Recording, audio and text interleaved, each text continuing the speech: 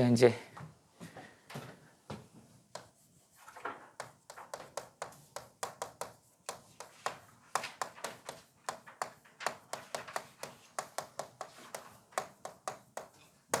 원소의 주기적 성질에 대한 얘기를 좀 해봅시다.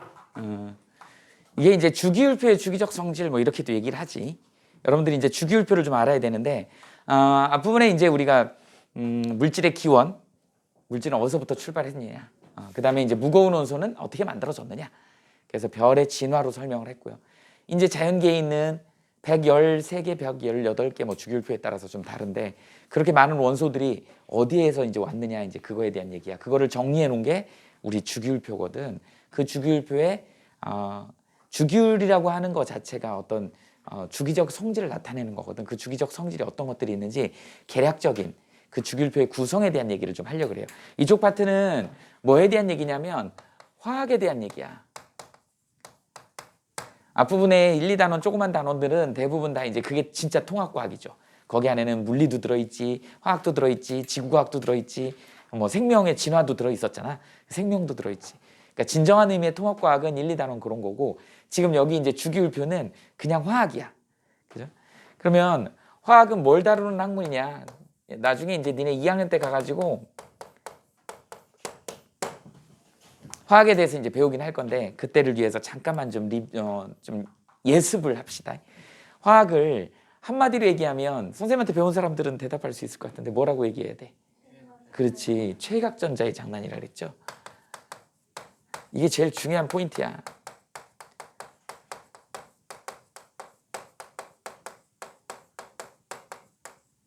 이 최각전자가 굉장히 중요한 포인트죠. 최각전자를 다른 포인트로, 다른 말로 뭐라 그런다? 원자가 전자라거든.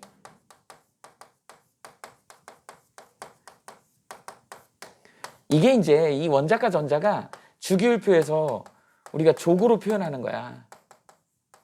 이렇게 영어로 뭐라고 얘기를 하냐면 패밀리 이렇게 얘기를 한다. 길 가다가 우리 가족들 지나다니면 좀 이렇게 얼굴 비슷하게 생겼잖아요. 그럼 우린 뭐라 그래요? 가족 같다 이렇게 얘기하죠. 그렇지, 닮았잖아. 가족 같은 거죠. 그렇게 가족처럼 이렇게 비슷하게 생긴 사람들, 이런 사람들 우리는 가족이라고 얘기를 하잖아요. 닮았어. 딱 누가 봐도 가족이야. 그런 것처럼 최각전자수, 즉 원자가 전자가 같은 애들은 같이 모아놓은 거야. 세로 줄에다가. 그리고 걔를 족이라고 얘기했어. 영어로 패밀리. 그러니까 뭐야? 화학적 성질이 유사한 애들. 똑같지는 않아요. 상태가 조금씩 다르기 때문에, 핵의 상태가 좀 다르기 때문에. 그러나 바깥에 전자 껍질에 있는 전자 숫자가 그런 애들 우리는 족이 같다. 화학적 성질이 유사하다 이렇게 얘기를 합니다.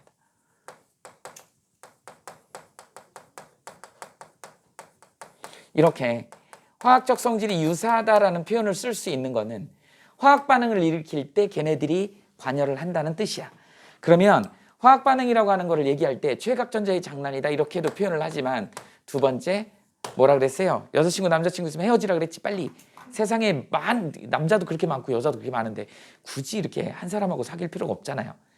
그죠? 다른 사람하고도 사귀어 봐야지. 그치? 그게 화학결합이야. 그러다 보니까 빨리 찢어지세요. 그래서 어떻게 표현한다? 구결합은 깨지고, 그렇죠, 새로운 결합이 만들어지는 거. 이걸 우리는 화학 반응이라고 얘기를 하는 거야. 예시를 하나 들어줘 볼까? 우리 많이 나오는 N2, 그 다음에 수소, 얘네 둘이 반응하면 암모니아 이렇게 만들어지죠. 이거 이제 앞으로 우리 공유결합할 때 이런 거 많이 씁니다. 니네 외워야 돼. 이렇게 질소는 삼중결합으로 되어 있어. 앞으로 삼중결합, 옥텟 규칙을 만족하기 위해서 이렇게 삼중결합 이렇게 씁니다. 수소는 단일결합으로 이렇게 돼 있어. 우리 개수 맞추려면 여기 2개 있으니까 앞에다 2 써주면 된다고. 6개죠? 3 써주면 된다고. 그 여기 이제 2개가 있는 거고, 여기는 이제 암모니아가 이렇게 NH3가 2마리가 2덩어리가 이렇게 되는 거야. 요거 3덩어리고 요거 2덩어리가 이렇게 있는 거야.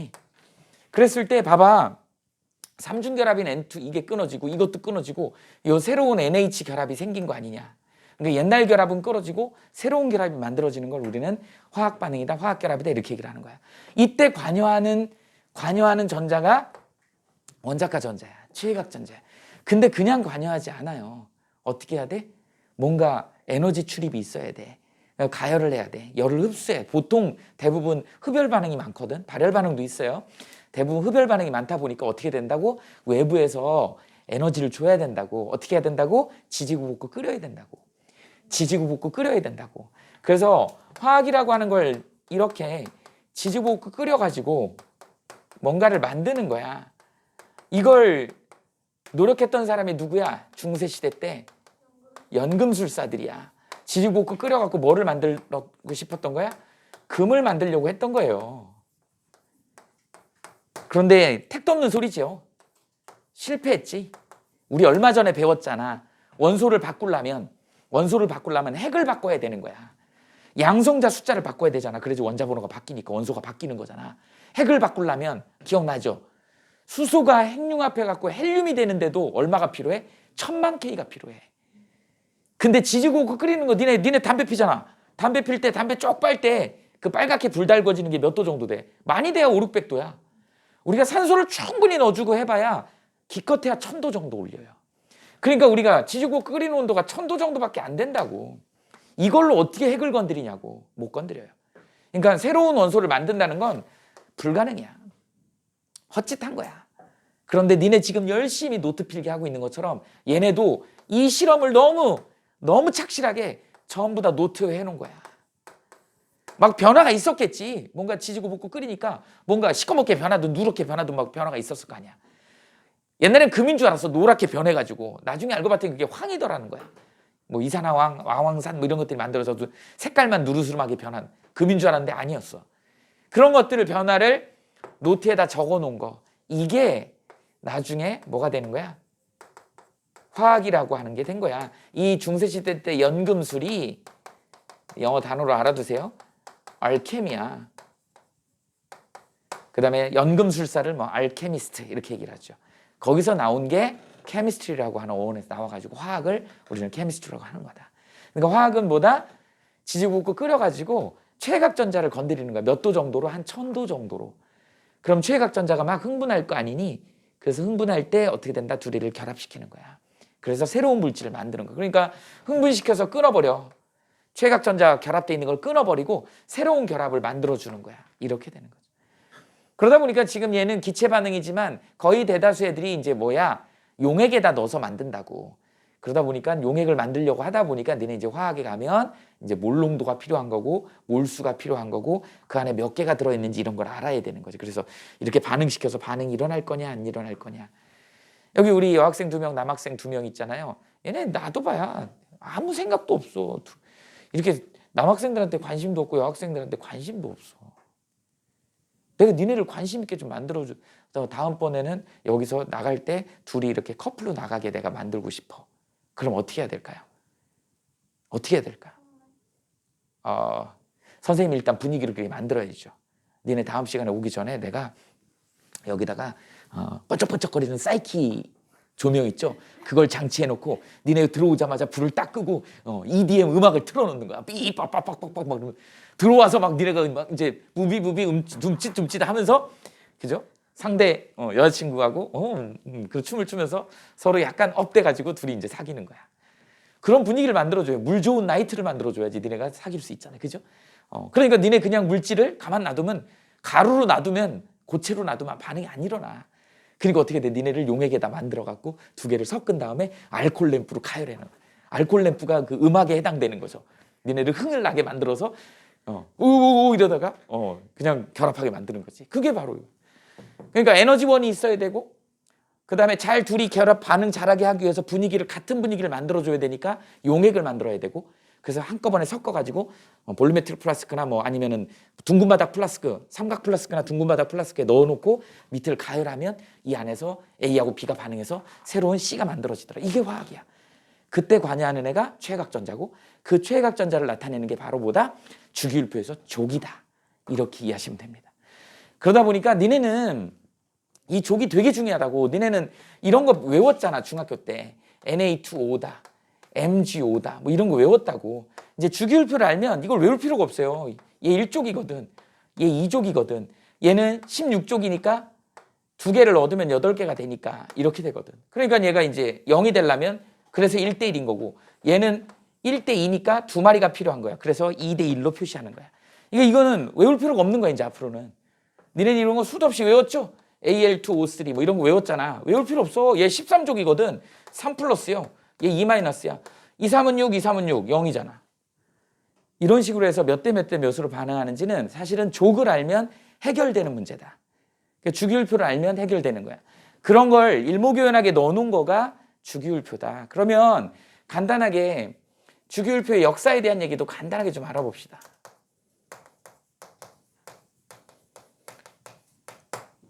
이 주기율표 역사는 정확하게 화1에서 나오긴 하는데요. 통합과학에서 나오기도 해. 그래서 주기율표를 첫 번째 누가? 새쌍원소설이라는 게 있어.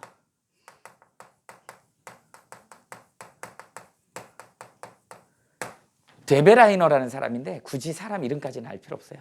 되베라이너. 그래서 여기에 스트론튬, 바륨이 있고 여기 앞에 칼슘이 있다고 해봅시다. 이렇게 이 세 개를 이렇게 묶었어. 예를 들어서 이런 것들을 세 개씩 묶어서 한 팀씩 이렇게 묶어놨어. 그리고 얘네들의 성질이 어떻다? 가운데 있는 스트론튬이 칼슘하고 바륨의 평균값이더라는 거지. 중간값 정도 되더라. 그 얘기는 뭐예요? 여기에 이제 뭐 녹는 점이라든지 뭐 끓는 점이라든지 밀도라든지 전기 전도성, 전도도라든지 뭐 여러 가지 물리적 성질들이 있을 거 아니니? 이런 성질들이 딱 양쪽에 있는 세 쌍이면 양쪽에 있는 애가 평균값이 가운데하고 거의 일치하더라. 그래서 세 개씩 묶어놓은 거야. 나중에 이제 이게 뭐가 된 거니? 얘네 세 개가 족이 된 거야. 얘네들이 세로줄에 있는 족이 되더라. 이렇게 이해하시면 됩니다. 새쌍원소설. 이런 어쨌든 규칙성이 있더라. 그래서 주기율표를 만들게 된 시초가 되는 거죠. 그 다음에 이제 듈렌즈라는 사람이 옥타브설을 주장을 하지. 얘는 뭐냐면 8번째마다 주기성을 갖더라는 거야. 8번째마다 주기성을 갖더라. 8이 옥타브잖아. 도레미파솔라시도를 1옥타브라고 하는 것처럼 옥타브. 그래서 8번째마다 주기성을 갖다 보니까 얘가 이제 첫 번째 줄이 이렇게 있고 두 번째 줄이 이렇게 있고 세 번째 줄이 이렇게 이런 식으로 표현이 되더라는 거지. 그래서 첫 번째만 좀 예외예요. 수소하고 헬륨 얘네만 2개가 있고 그 외 나머지는 하나, 둘, 셋, 넷, 다섯, 여섯, 일곱, 8개가 이렇게 딱 차더라. 근데 그 밑으로도 8개가 이렇게 차더라는 거지. 이렇게. 첫 번째 줄만 제외하고는 그 밑으로는 8번째마다 이렇게 줄이 바뀌더라. 우린 이걸 갖다가 1주기라고 하고 여기를 2주기라고 하고 이런 식으로 된 거죠. 그래서 듈렌즈의 옥타브설은 8번째마다 이건 뭐니? 옥텟 규칙이지? 8번째마다 주기적으로 나타나는 거 나중에 이게 이제 주기가 되더라. 그래서 족하고 주기가 이제 여기서부터 시작되게 된 거죠. 그 다음에 이제 세 번째 멘델레프라고 하는 유명한 여기는 63개 여종 원소를 왜 63개면 3개지 여종이라는 표현을 썼을까요? 63개로 딱 떨어진 게 아니고 미발견 원소 막 이런 것들을 제대로 배열을 쫙 한 거야. 무슨 순서로? 여러분들 이것만 알면 돼요. 원자량 순서로 배열했어.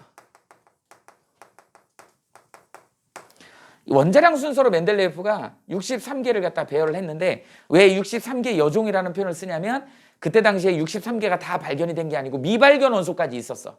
그래서 미발견 원소를 자리 배치도 하고요. 순서대로. 그 다음에 심지어는 미발견인데도 불구하고 이름까지 지어놓은 거야. 이런 애들이 있을 거야. 이름은 나는 이렇게 지을 거야 라고 이름을 삼식이 그죠? 순자 말자 이렇게 지어놨어. 그랬더니 나중에 그 자리에 똑같은 원소가 있더라는 거야. 물론 이제 이름은 발견한 사람이 붙였겠죠.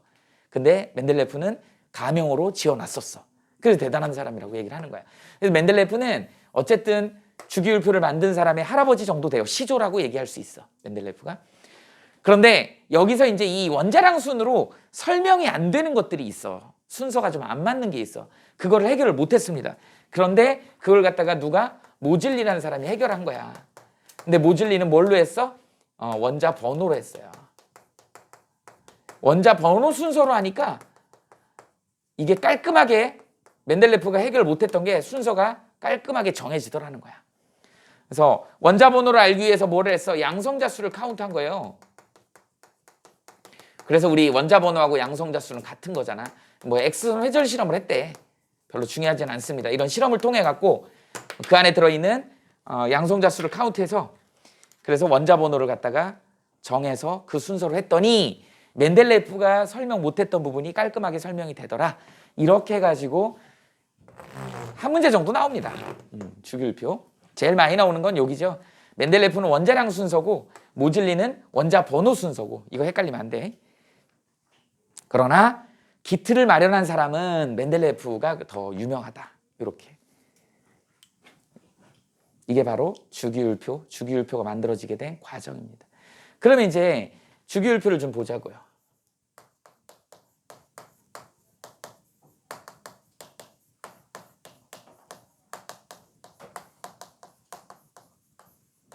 주기율표를 이렇게 periodic table 이렇게 얘기를 합니다.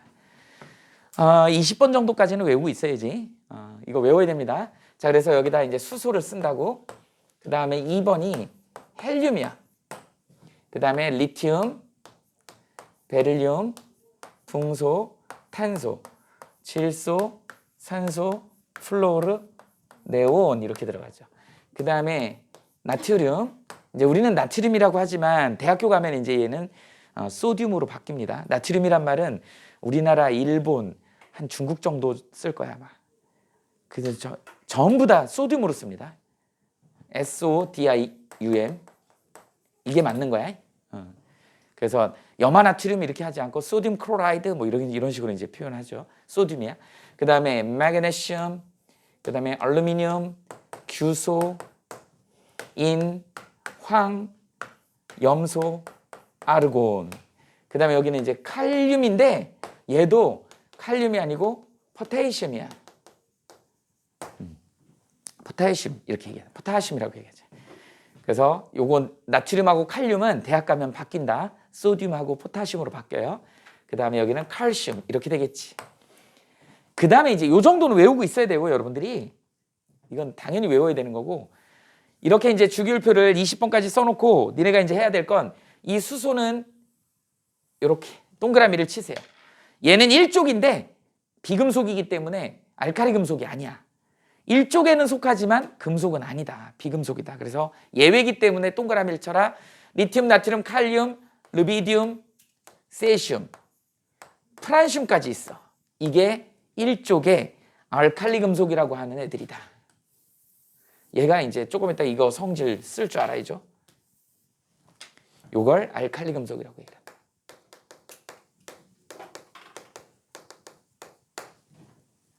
그 다음에 여기 있는 FCl, Br, 브로민, 아이오딘 이렇게 해서 17쪽에 얘네를 우리는 뭐라 그런다? 할로젠이라고 얘기를 한다.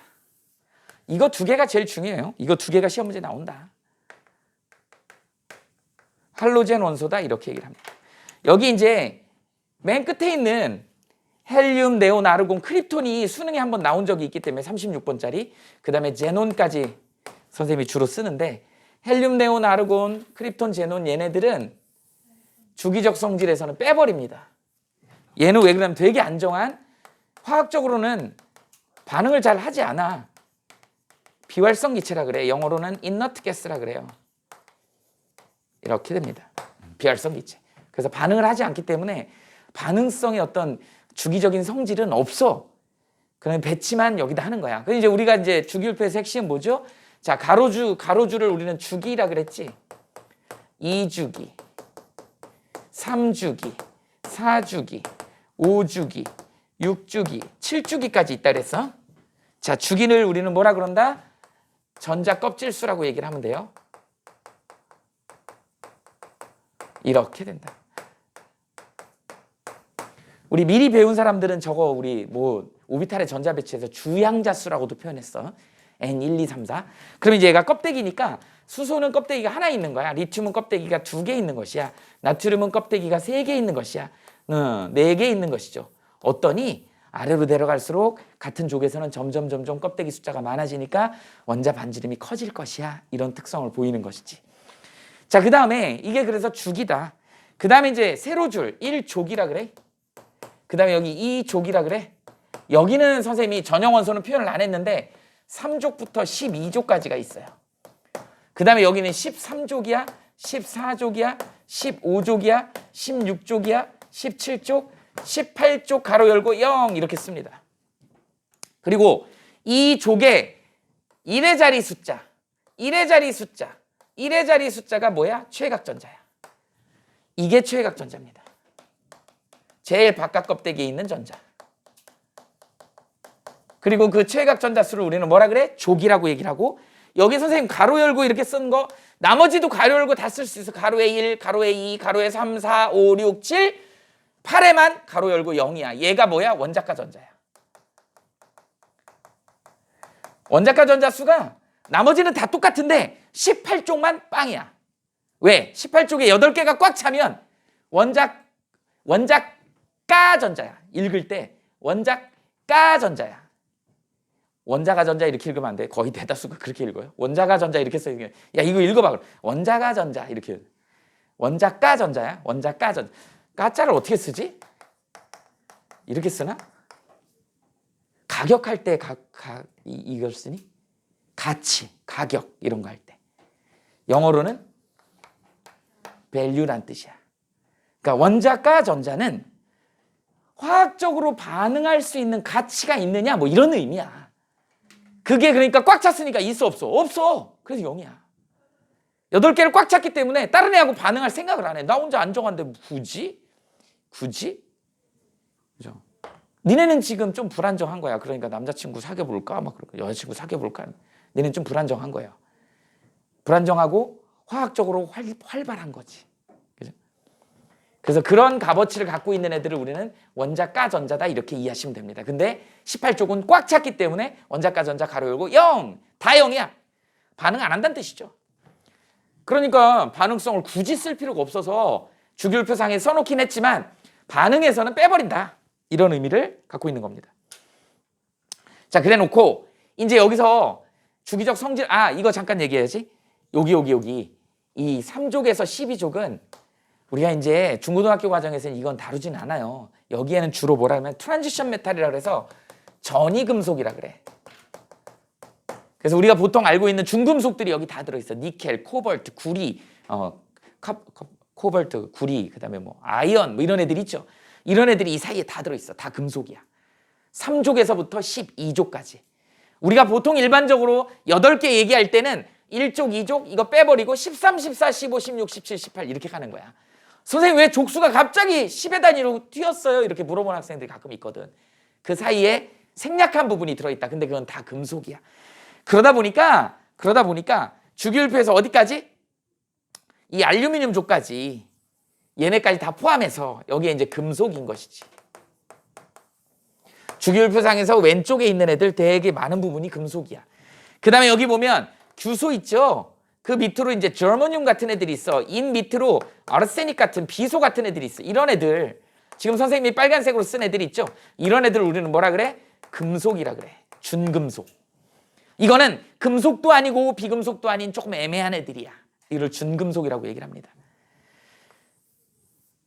주로 뭐를 이용돼? 반도체를 만드는. 반도체에 쓰이는 애들이고. 그 바깥에 이제 이쪽에 있는 애들이 뭐예요? 이거. 이쪽에 있는 애들은 전부 다 뭐야? 비금속이지. 기체로 주로 있는. 물론 이제 뭐 뒤에 가서 하겠지만 브롬은 액체야. 그 다음에 아이오딘은 고체야. 이런 예외들도 있지만 거의 대부분 비금속은 대부분 다 기체 상태를 유지한다. 아닌 애들도 있다. 야, 금속도 액체인 거 있잖아. 니네 뭐 있어? 그지, 수은, Hg. 예, 유일한 금속이죠. 저거 말고 있는데 가돌륨인가? 선생님이 갑자기 생각이 안 난다. 가돌륨일 거야 아마. 그 저기 우리나라 유명한 마술사 누가 있냐? 이은결?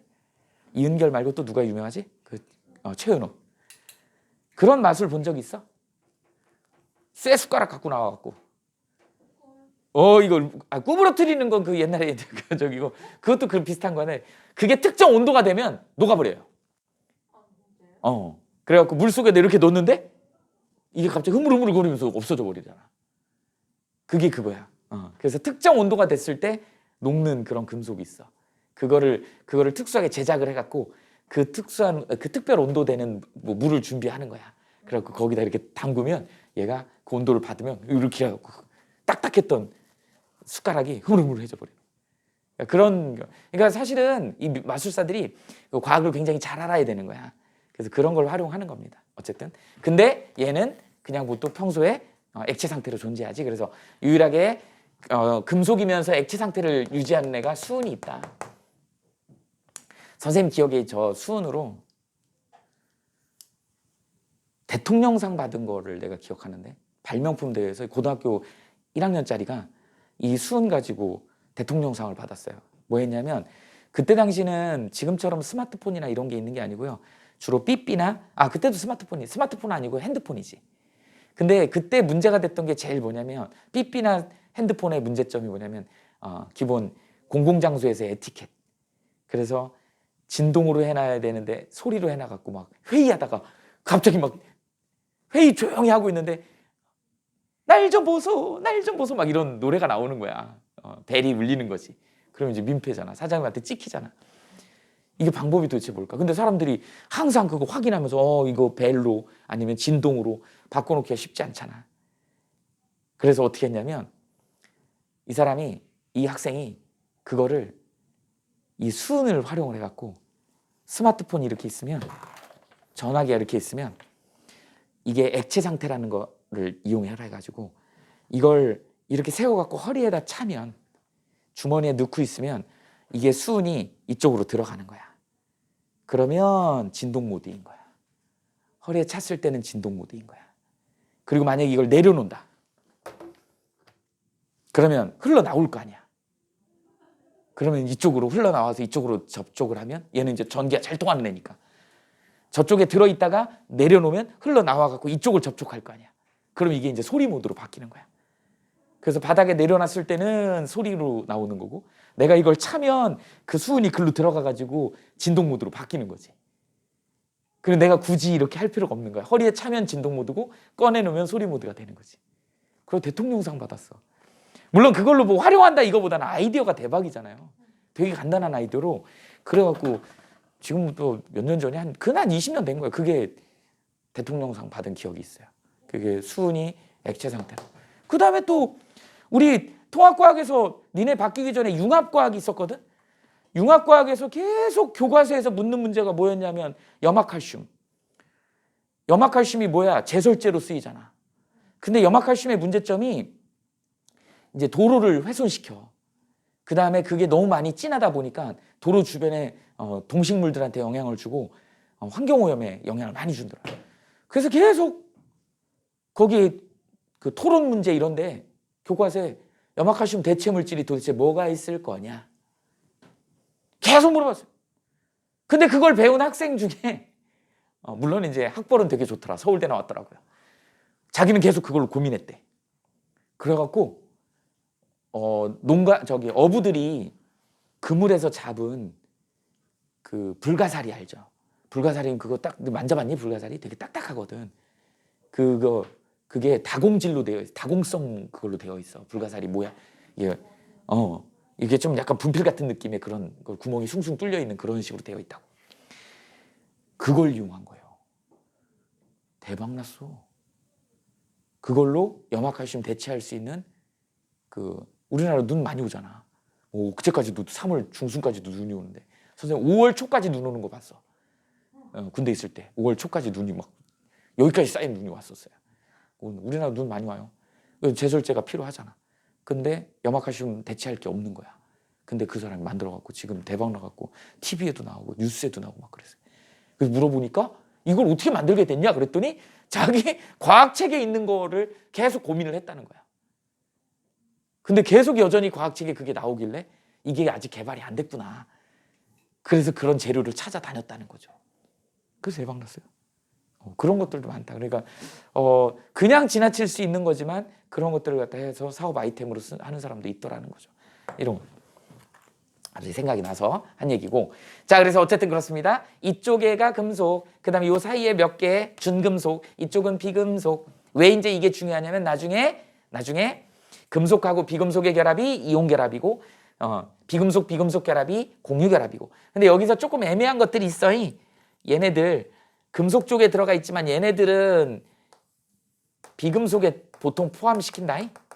그래서 알루미늄 족이고 마그네슘 족이긴 하지만 베릴륨하고 붕소는 비금속에 속해가지고 주로 여기는 공유결합에 해당되는 그런 결합을 한다. 좀 이런 예외들도 있어 늘 있습니다. 자, 왜? 어디가? 베릴륨 붕소는 비금속 계열에 속해. 금속이라고 분류하지는 않아요. 좀 애매해. 그렇게 돼 있다.